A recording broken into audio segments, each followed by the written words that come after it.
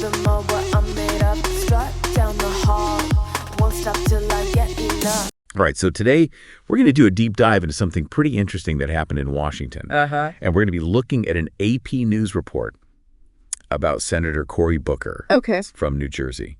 And he basically decided to hold the Senate floor overnight with a very long speech. Interesting. So we want to look beyond just the headlines. You know, what was the real motivation behind this really long address? Yeah. What's the bigger picture that we need to understand here? Right.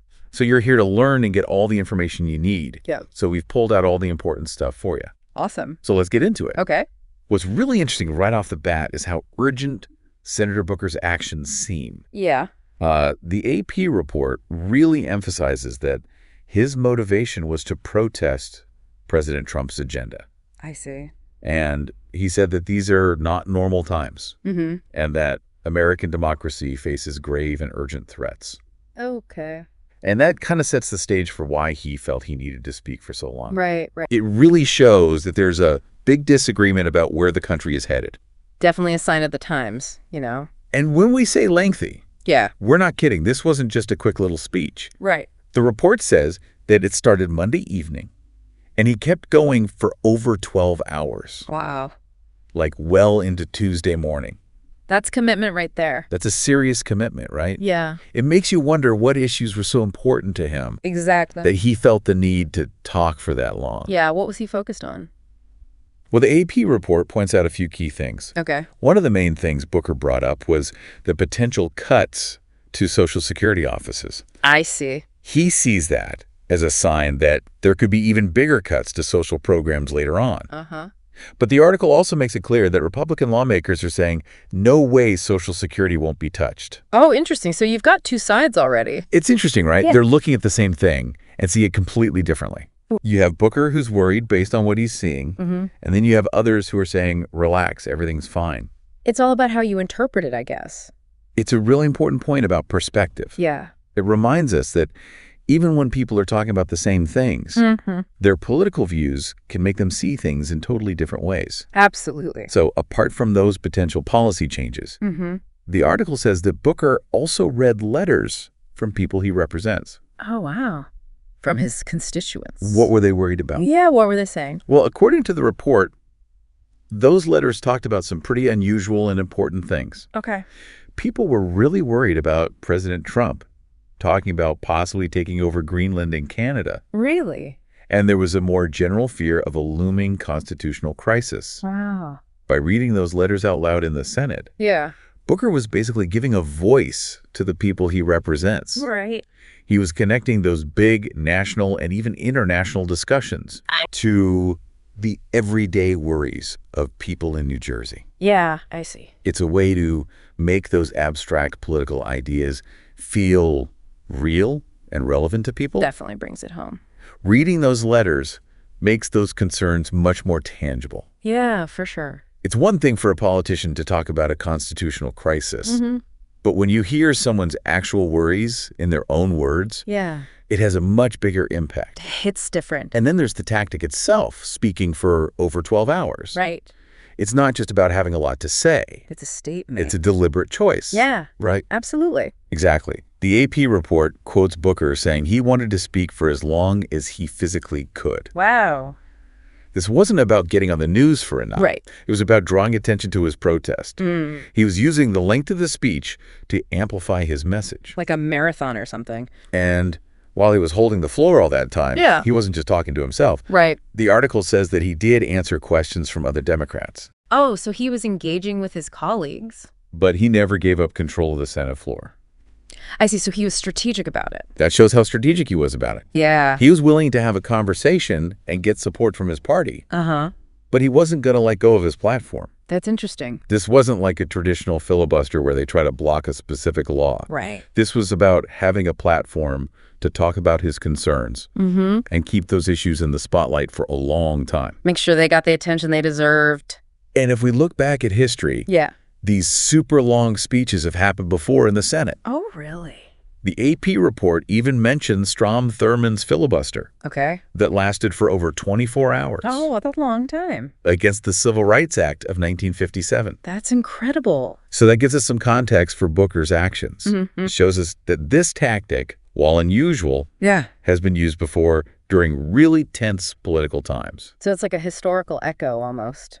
It adds another layer of significance. Definitely. It shows that this isn't completely new. Right. And it's been done before when things were really heated politically. It makes you wonder why he chose this tactic, though. Exactly. Like in today's world, why do this? It makes you think that maybe he felt like the usual ways of talking about politics weren't enough to show how worried he is. Right. It's like he wanted to break through all the noise and create a moment that would force people to pay attention. And maybe even start a bigger conversation. Absolutely. It definitely shows a sense of urgency. For sure. To understand the man behind this action a little better. Okay. The AP report gives us some background on Senator Booker. All right, let's hear it. He's a Democrat representing New Jersey. Okay. And he's in his second term in the Senate. Second term. So he's been around for a while. But his career in public service goes way back. Right. The article talks about how before he was in the Senate, Booker was seen as a rising star in the Democratic Party. He was the mayor of Newark for 2 terms, from 2006 to 2013. Okay. And even before that, he served on the Newark City Council. Wow. So he worked his way up. And he's got a pretty impressive academic background, too. Oh, yeah. What's that? He was a Rhodes Scholar. Oh, wow. And he graduated from Stanford and Yale Law. Pretty impressive. And early in his career, he worked as a lawyer for nonprofits. Okay. So he's clearly been dedicated to public service for a long time. Yeah, sounds like it. And there's this one really interesting detail in the report that connects him back to his time in Newark. All right. What is it? It mentions that Mark Zuckerberg, the guy who founded Facebook, donated $100 million to Newark schools back in 2010. $100 million. Wow. And apparently Zuckerberg learned something important from that. What was that? He realized how important it is to listen to the community. Oh, interesting. And get their input when you're doing big projects like that. Makes sense. You got to involve the people it affects. It's a cool little story. Yeah, it is. It shows us what kind of high-profile stuff Booker was involved in when he was mayor. Yeah. And the lessons that were learned from those experiences. Not just by him, but by other people, too. Exactly. That's really cool. That detail about the Zuckerberg donation really highlights how tough it is to make big changes and how important it is to involve the community. Absolutely. It gives us some insight into Booker's leadership style. Yeah. Showing that he's probably learned from both his successes and failures as mayor. It's all part of the journey, right? And just to round out his Senate career, the AP report says that he was first elected in a special election in 2013, and then he won full terms in 2014 and 2020. Okay. So he's not new to the Senate. Right. He's a seasoned politician with a solid track record. Yeah, he's been around the block. So for you, the listener, why should you care about some guy giving a speech overnight? That's a good question. Why is this important? Well, if we think about why you're here to be informed about what's going on, understanding an event like Senator Booker's speech can give you a better understanding of what's happening in politics today. Right. It's not just about the policies themselves, but also about the unusual things politicians do to get attention for their concerns and try to make a difference. Right. These actions can tell us a lot about how important they think these issues are. That makes sense. And like we talked about earlier, the AT report shows us both sides of the story. Right. Booker's worries about the future and the Republicans saying everything's fine with Social Security. This shows us that in politics, people can see the same things in totally different ways. For sure. And it's important to understand these different perspectives. Absolutely. So you can form your own opinion about the issues. Makes sense. Exactly. It helps you think critically about the news and really consider why our elected officials are doing what they're doing. And what the consequences might be.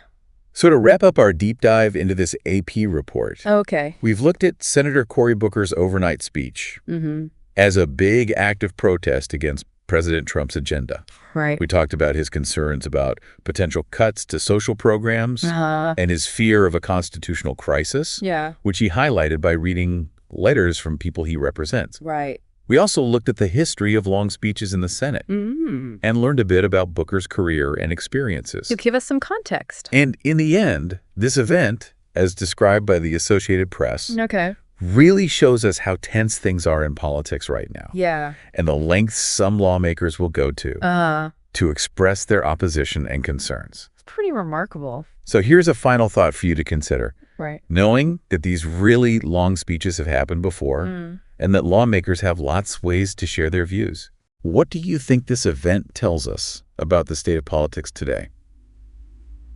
That's a good question. And the tactics being used. Right. Think about how effective this kind of protest is and what it means for the future.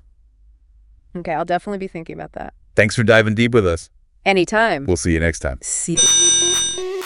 Sound the alarm. I'm coming up. We'll have a ball. I'm sweet like a buttercup. You're a Barbie doll. Show them all what I'm made of. Strut down the hall. Won't stop till I get